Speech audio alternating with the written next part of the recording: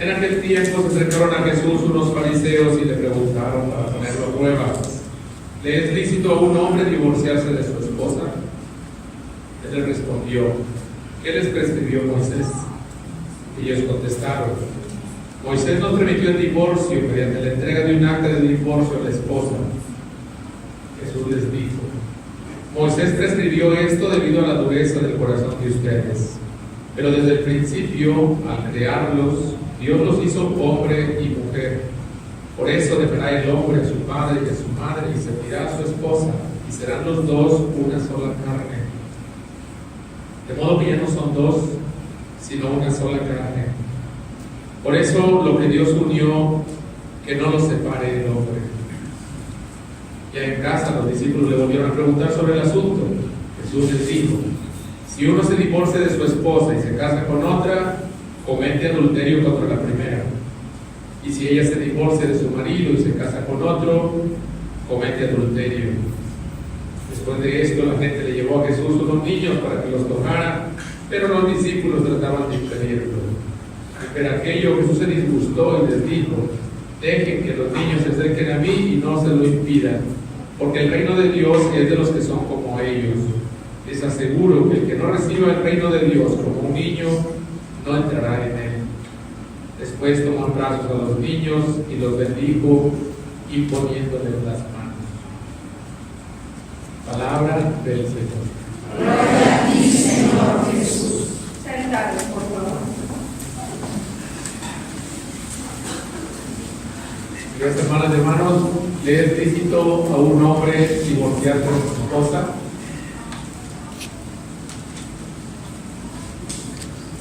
Jesús es puesto a prueba como en otras ocasiones. Recordemos que los herodianos lo habían puesto a prueba, hicieron que se pronunciara acerca de los impuestos. También los saduceos habían ido a ponerlo a prueba. Ellos negaban la resurrección de los muertos y le preguntaron acerca de la resurrección de los muertos. Si es cierto que los muertos resucitan. Ahora Jesús es confrontado, es puesto a prueba acerca de otra realidad que es el matrimonio. Pero ellos lo enfocan desde una situación que es la situación problemática, es decir, el divorcio. El divorcio, le dicen a Jesús, ¿es lícito o no es lícito? Los fariseos sabían, porque en su tiempo era permitido el divorcio. Había dos escuelas en tiempos de Jesús, una que era más estricta y una más permisiva. Y la más estricta decía: el divorcio no está permitido. Pero había una escuela más permisiva que decía: claro que en ciertas circunstancias el matrimonio es permitido. Y argumentaban con el libro del Deuteronomio que ya escuchamos, ¿verdad?, de los fariseos. La cita que hacen los fariseos es: Moisés no lo permitió. Él dijo que bajo ciertas circunstancias se puede expedir una acta de repudio contra la mujer. Pero Jesús no queda atrapado en este discurso del divorcio, sino que Él se va al origen del proyecto de Dios. Es decir, Jesús sitúa esta realidad de la relación del hombre con la mujer en la vida matrimonial en el proyecto original. En el proyecto original de Dios no existe el divorcio. Jesús habla del matrimonio, no habla del divorcio. El libro de Deuteronomio es la segunda ley. Deuteronomos es la segunda ley. En la primera ley, que fue la del Sinaí, no hay nada sobre el divorcio. Por tanto, el proyecto de Dios es un proyecto de amor, es un proyecto de unidad, es un proyecto de ayuda recíproca entre el hombre y la mujer. Eso es lo que hace Jesús alusión, y que por eso la liturgia hoy nos presenta ese trozo precisamente del capítulo 2 del libro del Génesis como primera lectura. Ojalá que todos los matrimonios de nuestra comunidad parroquial puedan ir a beber de esas fuentes, de las fuentes límpidas de la palabra de Dios y del proyecto de Dios. Esta es mi invitación para todos los matrimonios de la comunidad. Beban nuevamente de las fuentes y refresquen su vida matrimonial.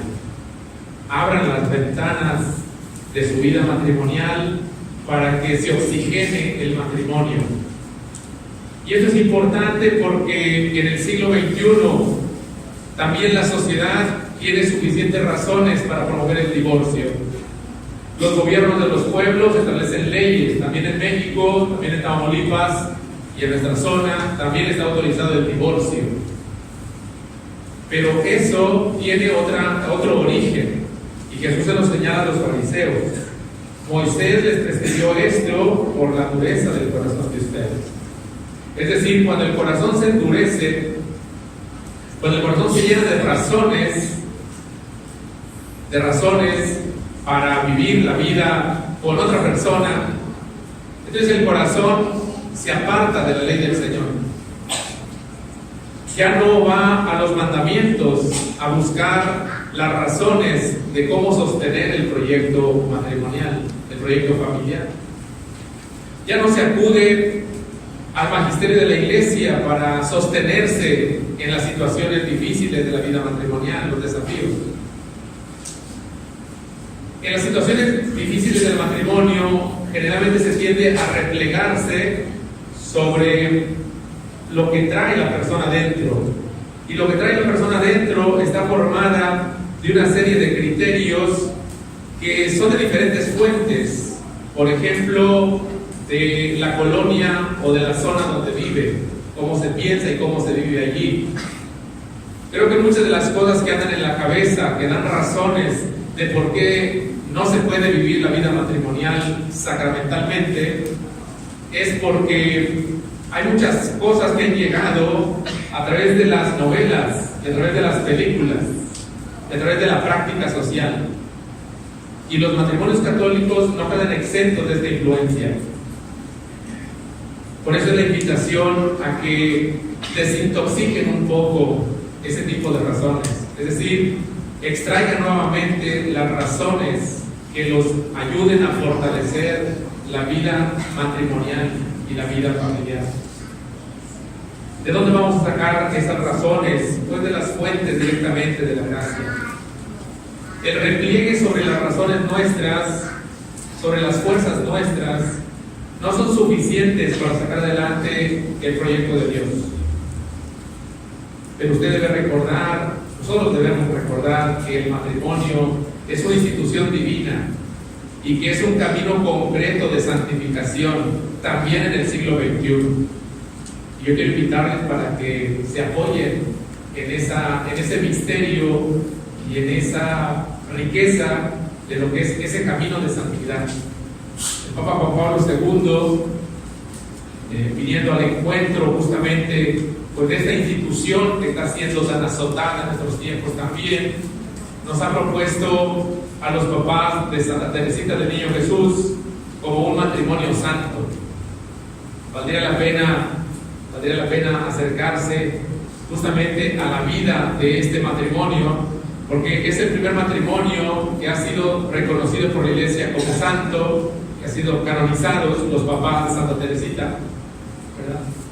Y es una manera de decirle a los matrimonios que el matrimonio es un camino concreto de santificación. Y el divorcio es justificado cuando el corazón se endurece, cuando el corazón se repliega a las puras fuerzas humanas, cuando el corazón ya no se abre y se confía a Dios y a su gracia.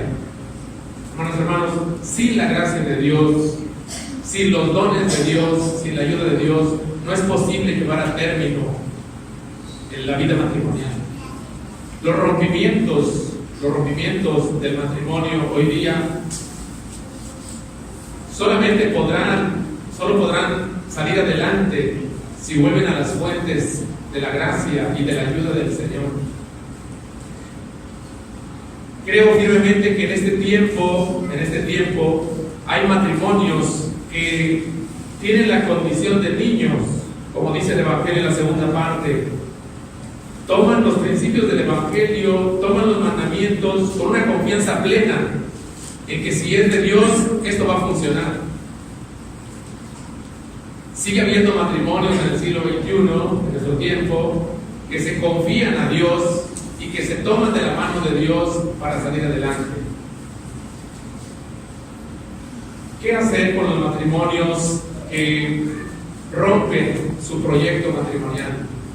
Es una de las cuestiones que ha afrontado la Iglesia en los últimos tiempos, y tenemos el documento de Amoris Laetitia, del Papa Francisco, en donde recoge las reflexiones del Sínodo de Obispos sobre el matrimonio, y nos pide que como Iglesia no nos convirtamos en jueces. El hecho de que un matrimonio católico fracase no significa que debe vivir el desprecio de sus hermanos de la comunidad, sino que recordemos que los asuntos del corazón nos competen a todos. Es importante que tengamos un corazón misericordioso, un corazón comprensivo, un corazón abierto. No que se justifique el adulterio, no que se niegue la indisolubilidad del matrimonio, que amemos a la persona y le acompañemos en ese proceso de maduración y de crecimiento, de apertura, en ese corazón que se mantiene mórbido, que se mantiene flexible, que se mantiene abierto al otro. La segunda lectura que escuchamos de la carta a los Hebreos, aunque la reflexión que hace esta carta es sobre el sacerdocio de Cristo, hoy nos ayuda también a tener el panorama amplio del proyecto de Dios. Dice en un trozo del que escuchar de lo que se proclamó: en efecto, el Creador y el Señor de todas las cosas quiere que todos sus hijos tengan parte en su gloria. El proyecto de Dios es de que todos los que son llamados por la vida matrimonial tengan la gloria de Dios, participen de la gloria de Dios, que los que son llamados al sacerdocio y a la vida consagrada gocen de la gloria de Dios, y que cada persona que es llamada a vivir su estado de vida, como sería la soltería, por ejemplo, por una misión específica, que pueda gozar de la gloria de Dios. Por tanto, el proyecto de Dios es que usted y yo recorramos el camino de la santificación, y es por eso que se ocupa que trabajemos a nivel del corazón, no que trabajemos en las leyes que justifiquen cuando no podemos. No son las leyes las que van a salvarnos, porque justifican que en estos casos concretos se tuvo que dar el divorcio, sino que trabajemos más en la conversión del corazón, que el corazón no se haga duro.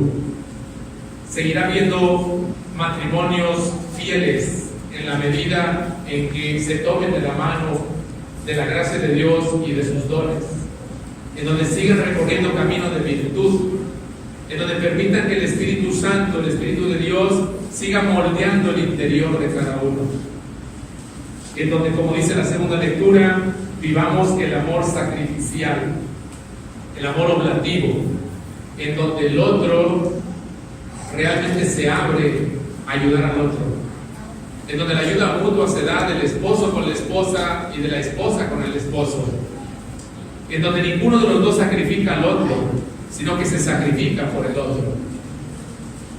El mensaje de Jesús en lo que tiene que ver con la vida matrimonial y la vida familiar es un proyecto de unidad, y eso es importante que lo recuperen los matrimonios católicos, pero no lo van a poder hacer solos.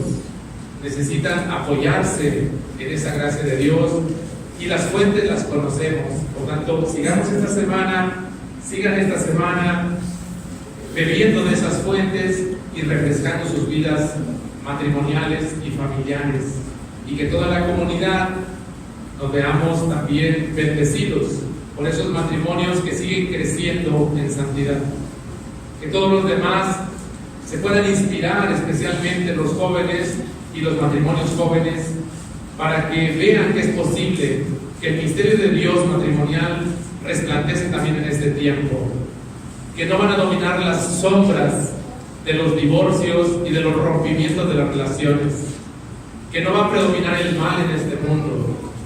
Eso será posible solo si los que, escuchando el mensaje del Señor, tomados de la gracia del Señor, siguen viviendo con fidelidad su vida matrimonial. Pidamos esa gracia para ellos, y también pidamos la gracia para cada estado de vida que